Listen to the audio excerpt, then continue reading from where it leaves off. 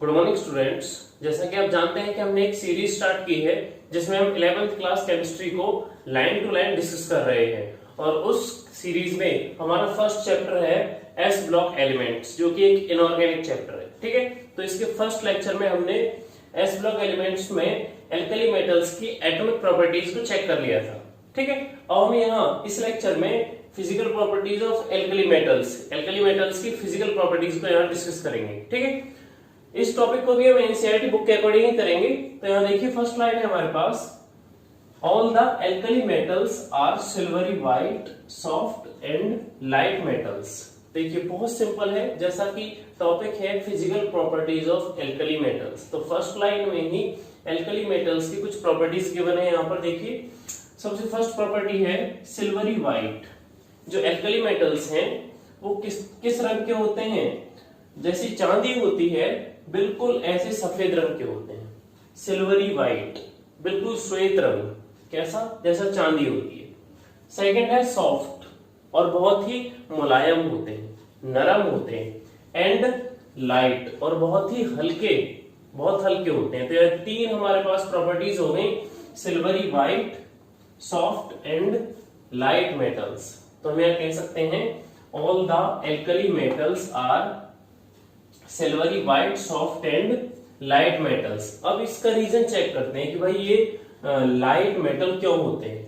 ये simple reason check करना है। तो इसका रीजन क्या होता है? देखिए इसका रीजन है, अगर हम कोई भी एक मेटल लेते हैं, मान लीजिए हमने एग्जांपल ले लिया सोडियम के लिए, तो सोडियम का अगर इलेक्ट्रॉनिक कॉन्फ़िगरेशन चेक करें तो देखिए 1s2 2s2 2p6 and 3s1।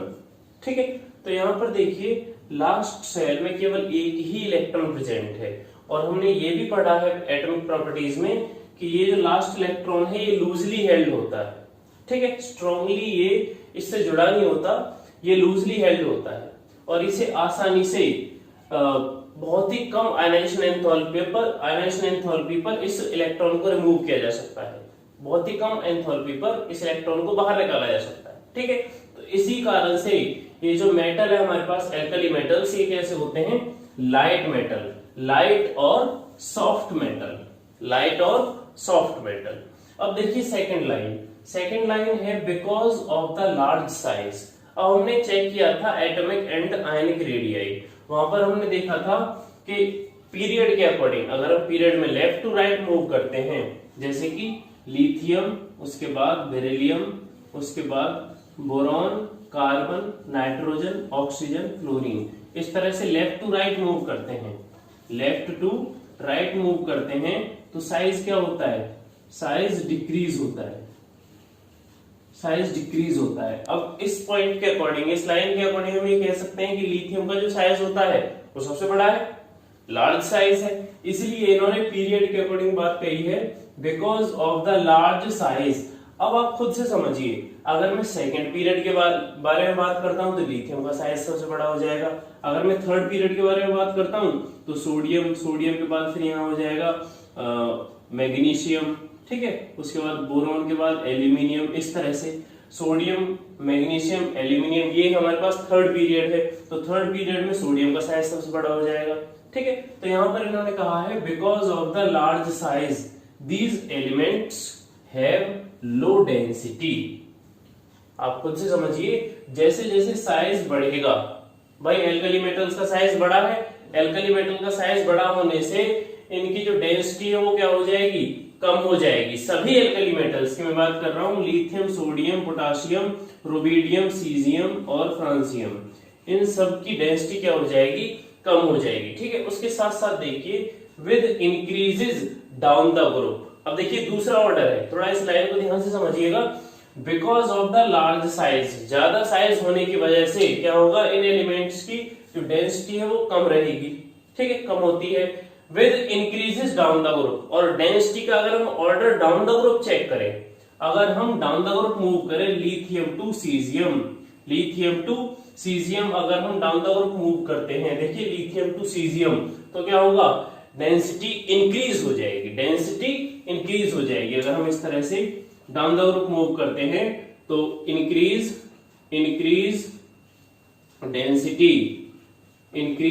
Density, ठीक है। उसके बाद नेक्स्ट लाइन है इसमें, however potassium is lighter than sodium. यहाँ एक्सेप्शन आ गया है, आप खुद से देखिए इस लाइन को। यहाँ पर जो ये लाइन है,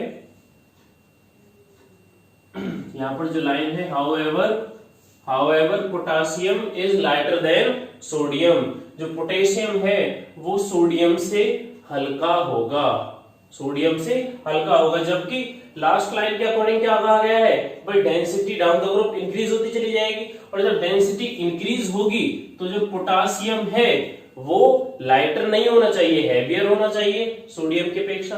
जबकि यहाँ एक्सेप्शन क्या कहता है, potassium is lighter than sodium, जो पोटासियम है ये सोडियम से लाइटर हो जाएगा। अगर डेंसिटी का ऑर्डर रेगुलरली तो ये है कि इंक्रीज होती है, लेकिन पोटासियम की डेंसिटी सोडियम से कम रहेगी एक्सेप्शन के अकॉर्डिंग। ठीक है, अब ऐसा होता क्यों है, इस रीजन को समझते हैं, थोड़ा ध्यान दीजिए। अगर सोडियम का इलेक्ट्रॉनिक कॉन्फ़िगरेशन चेक करें तो यहाँ सोडियम का इलेक्ट्रॉनिक कॉन्फ़िगरेशन आपके सामने है 1s2 2s2 2p6 and 3s1। ठीक है, अब मैं इसे एक बार दोबारा से यहाँ पे लिख लेता हूँ, तो क्लियरली इसे समझ लेंगे। देखिए ये हमारे पास सोडियम है जिसका एटॉमिक नंबर 11 है, 1s2 2s2 2p6 and 3s1।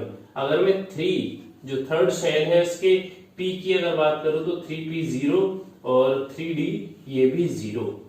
ठीक है जी, उसके बाद हमारे पास 19 एटॉमिक नंबर और पोटासियम। ठीक है, इसका electronic configuration 1s2 2s2 2p6 3s2 3p6। ठीक है, और 3d10। नॉर्मली हम जब इलेक्ट्रॉनिक कॉन्फ़िगरेशन लिखते हैं पोटासियम का तो 3d को इंक्लूड नहीं करते, क्योंकि लेकिन हमें यहाँ पर अब डेंसिटी इस कॉन्सेप्ट को समझना है और इस एक्सेप्शन को समझना है, इसलिए हमें 3d को भी इंक्लूड करना पड़ेगा। 3d 0 एंड 4s1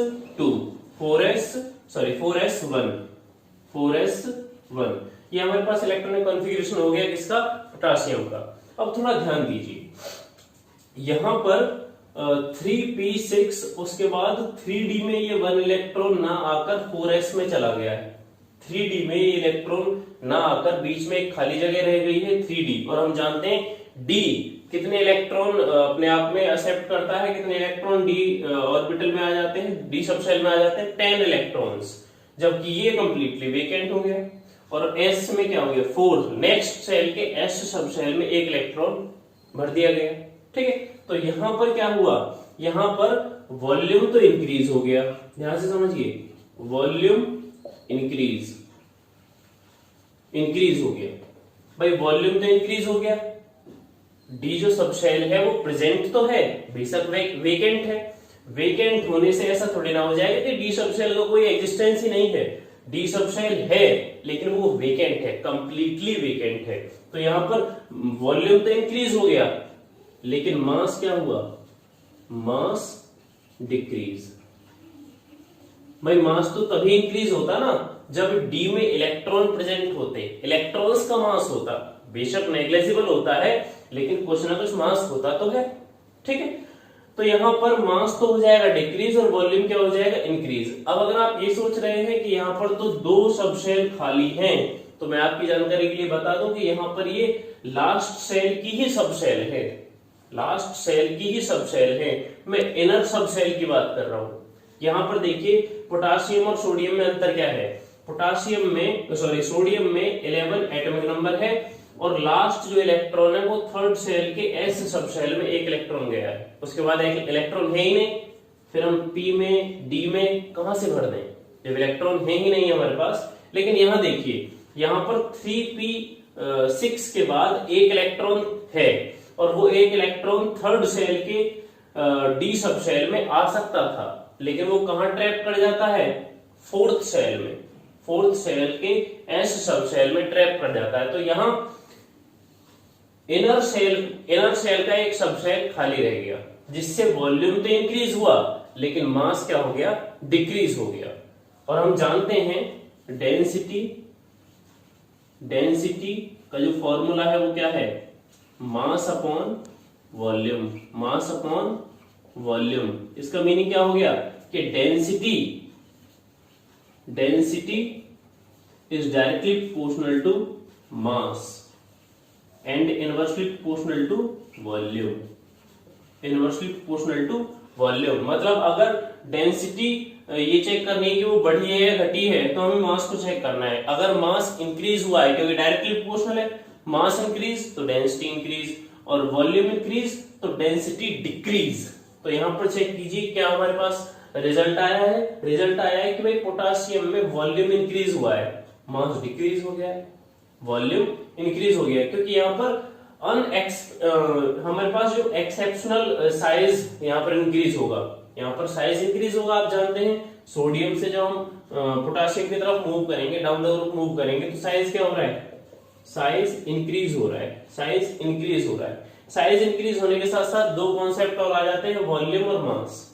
अब साइज इंक्रीज होगा तो डी यहाँ पर खाली रह गया। डी खाली रहने का मतलब है इलेक्ट्रॉन का कोई मास नहीं है, यहाँ पर मास नहीं है लेकिन वॉल्यूम तो है। भाई साइज इंक्रीज होगा तो वॉल्यूम तो है, अब वॉल्यूम है तो वॉल्यूम इंक्रीज हुआ और मास क्या रह गया, डिक्रीज रह गया। इसलिए डेंसिटी का जो कॉन्सेप्ट है वो कहता है कि मास अगर बढ़ेगा तो डेंसिटी बढ़ेगी और वॉल्यूम अगर बढ़ेगा तो डेंसिटी घट जाएगी। इसलिए हम यहाँ कहते हैं however potassium is lighter than sodium. इसलिए जो पोटासियम की डेंसिटी है इस कॉन्सेप्ट से अगर देखें तो पोटासियम की डेंसिटी क्या हो जाएगी, कम रह जाएगी और सोडियम की डेंसिटी क्या हो जाएगी, ज्यादा हो जाएगी। इसलिए यहाँ ये लाइन लिखी है however potassium is lighter than sodium. अगर हम यहाँ पोटासियम और सोडियम की डेंसिटी को चेक करें तो इनकी डेंसिटी कितनी है, देखिए सोडियम की डेंसिटी है 0.97 और पोटासियम की डेंसिटी है 0.86। अब आप खुद से देखिए यहाँ पर पोटासियम की डेंसिटी ज्यादा होनी चाहिए, जैसा रूल है increases down the group. Down the group जब हम मूव करते हैं जैसे lithium, sodium, potassium, rubidium, caesium, तो सीजियम तक डेंसिटी इंक्रीज होनी चाहिए। लेकिन यहाँ पर क्या होगा, यहाँ पर इनका जो पोटासियम का साइज है वो एक्सेप्शनली इंक्रीज हुआ है, मतलब वहां पर मास इंक्रीज ना होकर वॉल्यूम इंक्रीज हुआ है और वॉल्यूम डेंसिटी के इनवर्सली प्रोपोर्शनल होता है। इसलिए यहाँ पोटासियम की डेंसिटी सोडियम से कम हो गई है। इसलिए हम यहाँ कहते हैं however potassium is lighter than sodium. ठीक है, तो इस तरह से हमने फिजिकल प्रॉपर्टीज में फर्स्ट 3 लाइंस को यहाँ चेक कर लिया है। फिजिकल प्रॉपर्टीज में नेक्स्ट लाइन चेक करते हैं, the melting and boiling points of alkali metals are low. यहाँ कहा गया है एल्कली मेटल्स के जो मेल्टिंग और बॉइलिंग पॉइंट्स हैं वो क्या है, लो हैं, कम हैं। उसका रीजन देखिए, indicate weak metallic bonding. Indicate weak metallic bonding का मतलब क्या हो गया कि अगर लो मेल्टिंग और बॉइलिंग पॉइंट्स हैं तो वहां पर मेटल्स में जो बॉन्डिंग प्रेजेंट है, मेटेलिक बॉन्डिंग जो है वो कैसी है, वीक है, कमजोर है, ये इंडिकेट होता है। ड्यू टू, अब ये वीक जो मेटेलिक बॉन्डिंग है ये होती क्यों है, इसका रीजन देखिए, due to the presence of only single valence electron in them. अब इसका रीजन सिंपल दे दिया इलेक्ट्रॉनिक कॉन्फ़िगरेशन से ही, कि हमने देखा कि एल्कली मेटल्स के हर एक इलेक्ट्रॉनिक कॉन्फ़िगरेशन में लास्ट सेल में एक ही इलेक्ट्रॉन प्रेजेंट होता है और हम जानते हैं बॉन्डिंग उस लास्ट सेल के इलेक्ट्रॉन से ही होती है। आपस में जो बॉन्डिंग होती है, जो मेटेलिक बॉन्डिंग यहाँ फॉर्मेशन होता है मेटेलिक बॉन्डिंग का, वो किससे होता है, लास्ट सेल इलेक्ट्रॉन से। और लास्ट सेल में कितने इलेक्ट्रॉन है, ओनली 1 इलेक्ट्रॉन। तो यहाँ पर कहा गया है due to the presence of only single valence electron in them. तो यहाँ देखिए एक आध दो एग्जांपल हम यहाँ चेक कर लेते हैं। जैसे यहाँ पर हमारे पास है सोडियम है या फिर पोटासियम है, तो इनका इलेक्ट्रॉनिक कॉन्फ़िगरेशन है 1s2 2s2 2p6 and 3s1। इसी तरह से पोटासियम के लिए 1s2 2s2 2p6 3s2 and 3p6 and 4s1। ठीक है, तो यहाँ पर आप चेक कीजिए, लास्ट सेल सोडियम में 3rd है जिसमें s में 1 इलेक्ट्रॉन है और पोटासियम में लास्ट सेल 4th है जिसमें 1 इलेक्ट्रॉन है।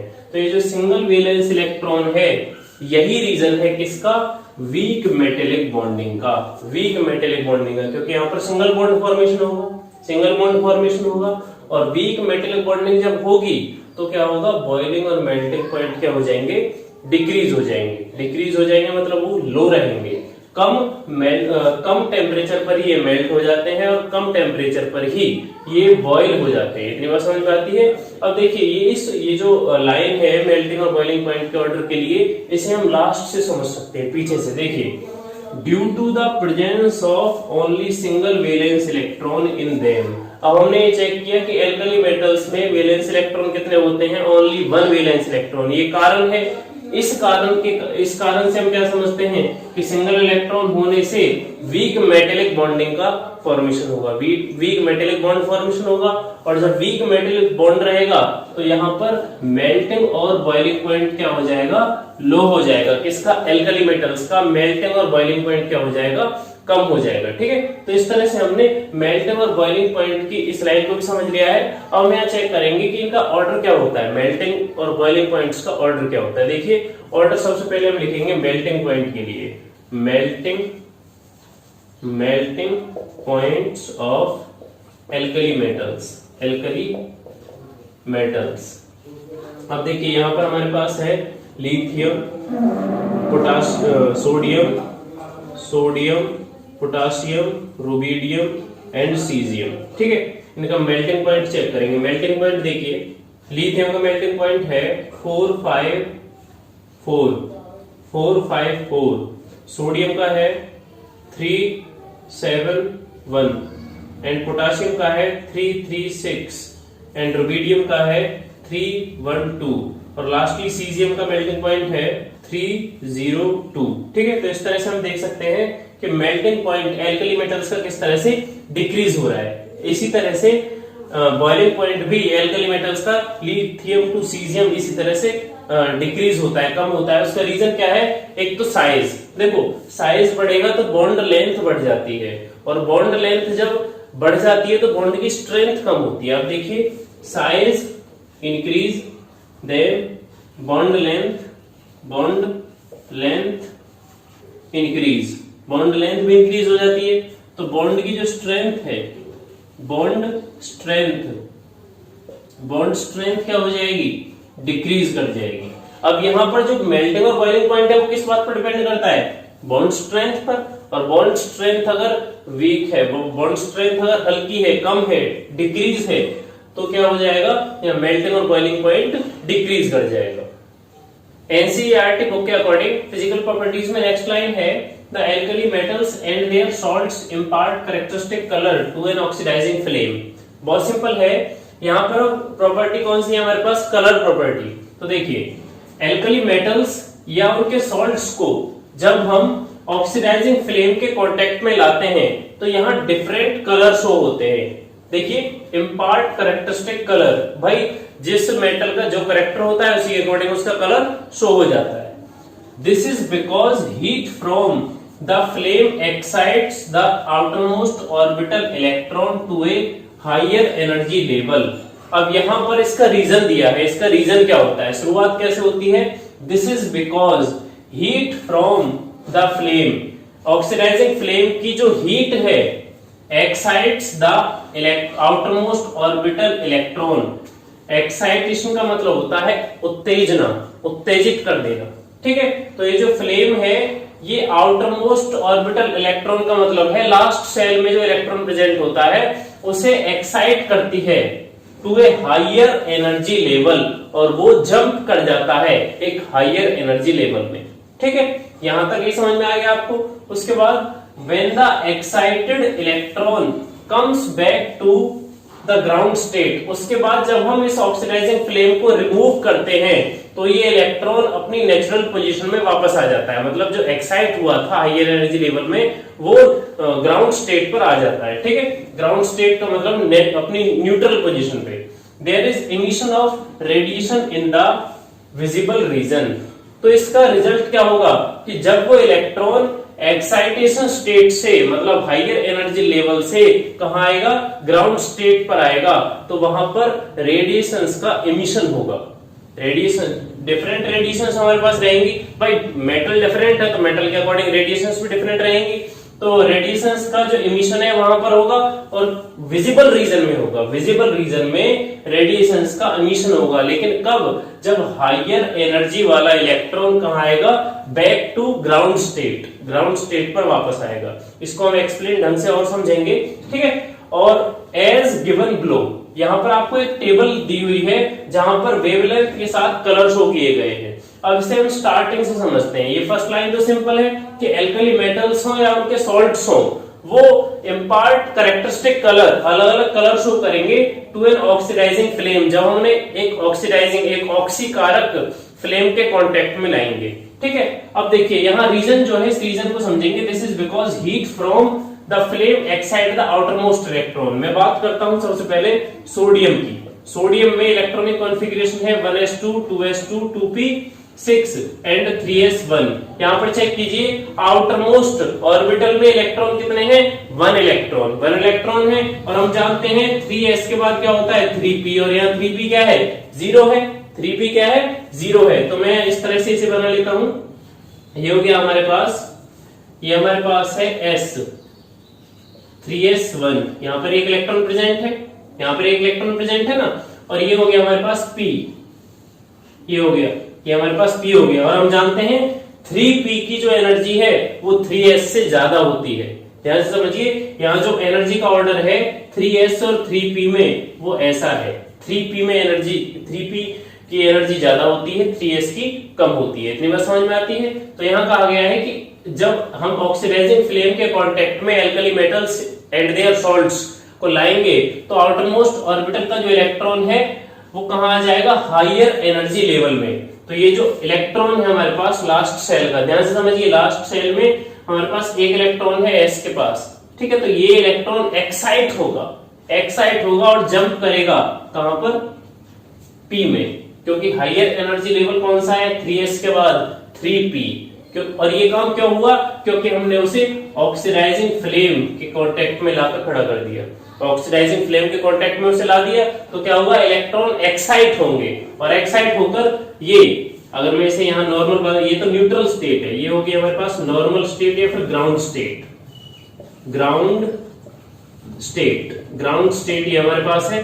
लेकिन जैसे ही ये इलेक्ट्रॉन ऑक्सीडाइजिंग फ्लेम में आएगा तो ये एक्साइट हो जाएगा और जंप कर जाएगा हायर एनर्जी लेवल में। ये देखिए 3p हमारे पास है, ये हो गया 3p और ये है 3s। ठीक है, तो यहां से ये जो इलेक्ट्रॉन है ये ग्राउंड स्टेट से हायर एनर्जी स्टेट में चला जाएगा। ये हमारे पास एक्साइटेड स्टेट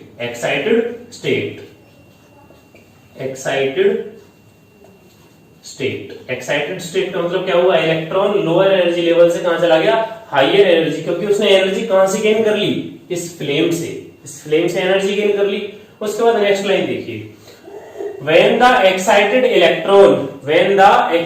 electron जो इलेक्ट्रॉन एक्साइट हुआ है comes back to the ground state, जब ये इलेक्ट्रॉन वापस ग्राउंड स्टेट में आएगा। और ये वापस ग्राउंड स्टेट में कब आएगा? जब हम ऑक्सीडाइजिंग फ्लेम को रिमूव कर देंगे, क्योंकि अगर रिमूव नहीं करेंगे तो ये इलेक्ट्रॉन हायर एनर्जी स्टेट में ही रहेगा। लेकिन जैसे हम एनर्जी देना बंद कर देंगे तो ये इलेक्ट्रॉन एनर्जी को बाहर निकाल देगा, इमिट कर देगा, बाहर की तरफ इमिट कर देगा और अपनी नॉर्मल पोजीशन में वापस आ जाएगा। ठीक है, तो जैसे ये वापस ग्राउंड स्टेट में आएगा, there is emission of radiation, तो यहां पर रेडिएशन का इमिशन होगा इन द विजिबल रीजन। कहां पर? विजिबल रीजन में रेडिएशंस का इमिशन होगा और वहां डिफरेंट कैरेक्टरिस्टिक कलर शो होंगे हमें, जो कि हमें इस टेबल में गिवन है। अब देखिए टेबल को थोड़ा समझ लेते हैं। आई होप कि आपको ये कॉन्सेप्ट ढंग से समझ में आ गया। एक बार दोबारा समझ लेते हैं। हमारे पास न्यूट्रल पोजीशन में एक एटम है, मेटल एटम है या फिर उसका सॉल्ट है। जैसे सोडियम का एग्जांपल हमने यहाँ लिया था, पोटाशियम का भी ले सकते हैं। पोटाशियम में लास्ट सेल इलेक्ट्रॉन कितने होते हैं? यहाँ पर क्या है? 3s1 है, यहाँ पे हो जाएगा 4s1 और 4p0। तो यहाँ जो 4s1 इलेक्ट्रॉन है, ये 1 इलेक्ट्रॉन हायर एनर्जी स्टेट मतलब 4p में चला जाएगा और बिल्कुल इसी तरह से काम होगा जैसे सोडियम में हो रहा है। ठीक है, तो यहाँ पर मैंने एक के थ्रू आपको सब मेटल्स को समझा दिया है। उसके बाद देखिए आगे, उसके बाद क्या है? उसके बाद हमारे पास टेबल है जहां पर मेटल्स को यहाँ गिवन किया गया है, lithium, sodium, potassium, rubidium, caesium. ठीक है, उसके बाद यहाँ सेकंड में है कलर, कि भाई लिथियम कौन सा कलर शो करेगा, सोडियम कौन सा कलर शो करेगा, पोटेशियम, रुबिडियम, सीजियम में कौन सा कलर शो करेंगे। देखिए यहाँ पर लिथियम जो मेटल है, लिथियम मेटल या इसके जो सॉल्ट्स है वो कौन सा कलर शो करेंगे? क्रिम्सन रेड कलर शो करेंगे। और यहाँ वेवलेंथ क्या है हमारे पास? 670.8 नैनोमीटर, 670.8 नैनोमीटर। उसके बाद सोडियम में देखिए, सोडियम में कौन सा कलर है, येलो कलर शो होगा। सोडियम में जब ये इलेक्ट्रॉन एक्साइटेशन स्टेट से वापस आएगा तो यहाँ पर जो रेडिएशन का एमिशन होगा वो कैसा होगा, येलो कलर का, येलो कलर का रहेगा। पोटासियम में देखिए, सोडियम में जो वेवलेंथ है वो क्या है, 589.2 नैनोमीटर। ठीक है, अब देखिए पोटासियम में वॉयलेट कलर है और वेवलेंथ क्या है हमारे पास, 766.5 नैनोमीटर। इसी तरह से रुबिडियम में रेड वॉयलेट कलर रहेगा और सीजियम में ब्लू कलर रहेगा, 780 और 455.5 नैनोमीटर वेवलेंथ के अकॉर्डिंग। ठीक है, तो यहां पर हमने डिफरेंट वेवलेंथ्स को चेक कर लिया है, डिफरेंट वेवलेंथ को चेक कर लिया है भाई। यहाँ पर जो रेडिएशन का एमिशन रहेगा वहां पर वेवलेंथ की वैल्यू तो कुछ ना कुछ रहेगी, तो यहाँ पर डिफरेंट वेवलेंथ्स की वैल्यूज के साथ इस टेबल में डिफरेंट कलर भी शो किए गए हैं। ठीक है, तो आई होप कि आपको कलर प्रॉपर्टी का एक टॉपिक समझ में आया होगा। इस लाइन में, इस टोटल 2-3 लाइन जो हमारे पास फिजिकल प्रॉपर्टीज में गिवन है, यहाँ पर हमने कलर को पूरी तरह से समझ लिया है कि यहाँ कलर का जो फॉर्मेशन है वो होता कैसे है, किस रीजन से होता है। तो यहाँ से देखिए, ये जो लाइन है सेकंड लाइन, और यहाँ इस टेबल तक ये टोटल रीजन यहाँ पर दिया गया है और इस रीजन को ही मैंने यहाँ पर एक्सप्लेन किया है। आई होप कि आपको ये टोटल रीजन समझ में आ गया होगा। कलर प्रॉपर्टी चेक करने के बाद हम नेक्स्ट लाइन चेक करते हैं। Alkali metals can therefore be detected by the respective flame test। अब हमने चेक किया था कि alkali metals ऑक्सीडाइजिंग फ्लेम में डिफरेंट कलर शो कर रहे थे। ठीक है, इसका फायदा हमें क्या हुआ, इसका फायदा हुआ detected by the respective flame tests. तो हम फ्लेम टेस्ट करेंगे डिफरेंट एल्कली मेटल्स के साथ और उन्हें आइडेंटिफाई कर सकते हैं। जैसे कि हम उनकी फ्लेम में उनका कलर देखेंगे और जैसे हमें कलर शो होगा, जैसे क्रिम्सन रेड कलर शो हुआ तो हमें पता लग गया कि इस कंपाउंड में लिथियम एटम प्रेजेंट है, लिथियम मेटल प्रेजेंट है। अगर हमारे पास हुआ येलो तो हमें पता लग जाएगा कि यहाँ पर सोडियम मेटल प्रेजेंट है। ठीक है, तो यहाँ पर ये फ्लेम टेस्ट जो हमारे पास है ये बहुत फायदेमंद रहेगा। And can be determined by the flame photometry और एटॉमिक एब्जॉर्प्शन स्पेक्ट्रोस्कोपी। और इसको हम डिटरमाइंड कर सकते हैं। इसको डिटरमाइन कैसे कर सकते हैं, या तो फ्लेम फोटोमेट्री से या फिर एटॉमिक एब्जॉर्प्शन स्पेक्ट्रोस्कोपी से। आप खुद से समझिए, हमारे पास सोडियम एटम है, सोडियम एटम है और लास्ट सेल में 3s1, s में 1 इलेक्ट्रॉन है थर्ड सेल में। ठीक है, तो यहाँ ये जो इलेक्ट्रॉन है एनर्जी को एब्जॉर्ब ही तो करता है, एनर्जी का एब्जॉर्प्शन ही तो करता है। एब्जॉर्प्शन के बाद इमिशन होता है, इस बात को समझिए। उस लाइन में जो था इमिशन ऑफ रेडिएशन, लेकिन वो इमिशन कब हुआ था, जब एनर्जी को एब्जॉर्ब कर लिया था। एब्जॉर्प्शन वहां पर नहीं लिखा गया था, लेकिन क्लियर मेंशन था कि फ्लेम में आते ही ये हीट होगा, एटम हीट होगा और इसका आउटर मोस्ट इलेक्ट्रॉन कहां चला जाएगा, हायर एनर्जी लेवल में। और हायर एनर्जी लेवल में जाने का मतलब क्या हुआ कि उसने हीट एनर्जी को एब्जॉर्ब किया है। ठीक है, तो हम इस कॉन्सेप्ट को एटॉमिक एब्जॉर्प्शन स्पेक्ट्रोस्कोपी या फिर फ्लेम फोटोमेट्री से भी डिटरमाइन कर सकते हैं। एल्कली मेटल्स की फिजिकल प्रॉपर्टीज में लास्ट 2 लाइंस हैं। These elements when irradiated with light. जब हम इन एलिमेंट्स को, कौन से एलिमेंट्स की बात हो रही है, एल्कली मेटल्स की, जब हम इन्हें हीट करते हैं लाइट के प्रेजेंस में, the light energy absorb may be sufficient to make an atom lose electron. तो देखिए पहले इसको समझते हैं कि कलर फॉर्मेशन के लिए हमने क्या कॉन्सेप्ट पढ़ा था। कलर के लिए था एग्जांपल सोडियम, तो 3s1 यहाँ पर क्या था, लास्ट सेल इलेक्ट्रॉन, जो कि नॉर्मल स्टेट में कुछ इस तरह से है।